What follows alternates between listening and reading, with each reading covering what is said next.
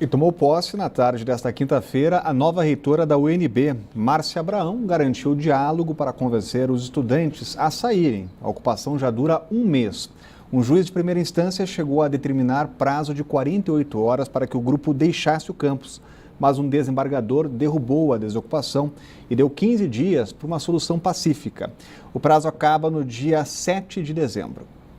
Por causa da ocupação, a cerimônia de posse da nova reitora da Universidade de Brasília, Márcia Abraão, foi realizada no Ministério da Educação. Professora da UNB há 21 anos, Márcia será a primeira mulher a assumir o cargo de forma efetiva e terá muito trabalho pela frente. Ela já começa o mandato com um grande desafio: negociar com os estudantes a desocupação do campus. A reitoria vai abordar as pautas locais. Então nós temos também algumas pautas locais que eles colocaram e nós vamos trabalhar em cima dessas pautas locais.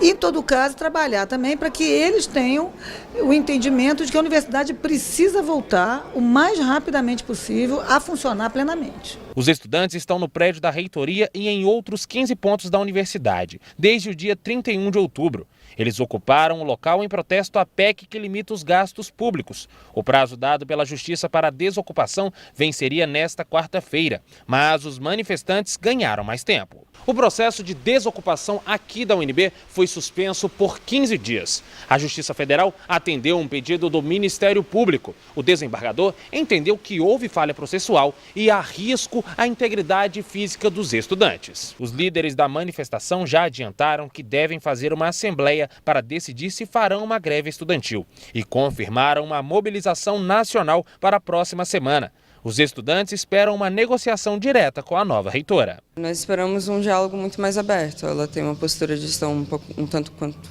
mais progressista. Nós esperamos que haja um diálogo mais aberto, com a possibilidade de negociações mais pacíficas, sem o uso de força policial. E é justamente com muito diálogo que Márcia Abraão espera resolver esse impasse o mais rápido possível. Nós, nesse período, nós vamos solucionar esse problema e pretendemos solucionar muito antes, com muito diálogo, com muita tolerância, respeitando as pautas dos movimentos, respeitando também aqueles que são contra a ocupação. Nós sempre resolvemos as nossas questões internas com diálogo. Isso desde que a universidade foi fundada, então não vai ser agora que isso não vai acontecer. O Supremo Tribunal Federal negou o pedido de habeas corpus do ex-senador Gin Argello. A defesa alega que a prisão foi decretada sem provas concretas de crimes. Gin Argello está preso há quase 8 meses.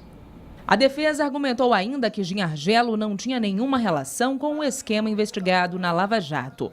Mas os argumentos não foram aceitos pelo ministro do Supremo Tribunal Federal, Teori Zavascki, que manteve a prisão preventiva decretada em abril deste ano pela Justiça de Curitiba durante a Operação Vitória de Pirro, um desdobramento da Lava Jato. Ao pedir a prisão, a 13ª Vara de Curitiba afirmou que foram encontradas provas do crime de lavagem de dinheiro e que, se não fosse preso, Gin Argello poderia voltar a cometer outros crimes. Argello foi condenado a 19 anos de prisão por corrupção passiva e lavagem de dinheiro pelo juiz Sérgio Moro.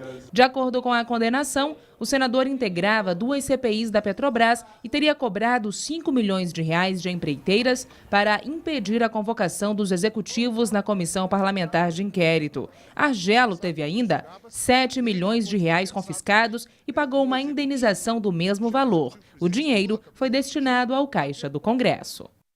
E o plenário da Câmara adiou para a próxima terça-feira a votação do pacote anticorrupção. A proposta começou a ser debatida ontem, mas deputados pediram tempo para analisar o texto.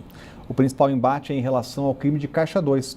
A gente volta a falar ao vivo com a Renata Dourado e ontem a gente cantou a pedra aqui, né, Renata? Porque a quinta-feira, com quórum tão alto, tinha que ter algo por trás daquilo.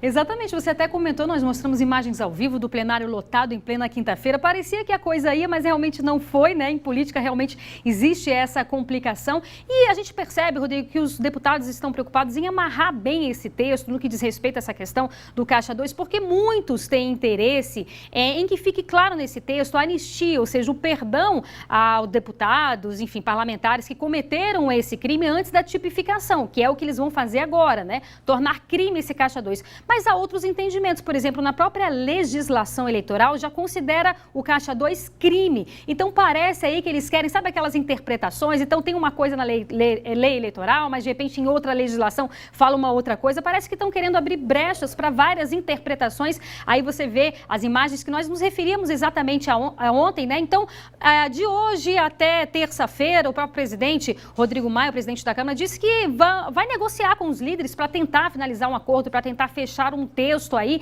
que contemple essa questão. No entanto, você tem também outros parlamentares e a própria opinião pública também de olho nessa questão, ou seja, não querendo permitir que essa anistia, esse perdão, ao crime cometido antes dessa tipificação. Então tem toda essa complexidade, vamos ver até terça-feira como é que vai ser aí, se eles realmente vão votar, se vai ter um acordo, se vai ter um consenso com relação a esse assunto, que é tão importante, especialmente depois dessa questão que nós vimos aí, de que funcionários da Odebrecht, executivos da Odebrecht, estão negociando acordo de delação premiada e que muitos parlamentares, cerca de 200, podem ter os nomes envolvidos, especialmente nessa questão de Caixa 2, de ter recebido dinheiro, de propina, dinheiro não declarado. Então é exatamente isso que eles querem, né, Rodrigo? É essa anistia, esse perdão para os crimes cometidos até então. Vamos ver como é que vai ficar e se terça-feira eles conseguem realmente resolver essa questão. Obrigado, Renata. E olha, é bom ficar de olho, viu? Olho vivo, até porque quando eles se reúnem lá numa quinta-feira, sempre chama atenção, né? Teria alguma coisa por trás. Terça-feira, portanto, a gente vai acompanhar. E a seguir, em Dia Nacional do Doador, Hemocentro chama a atenção para os baixos estoques do fim de ano. O Antes Idade volta já.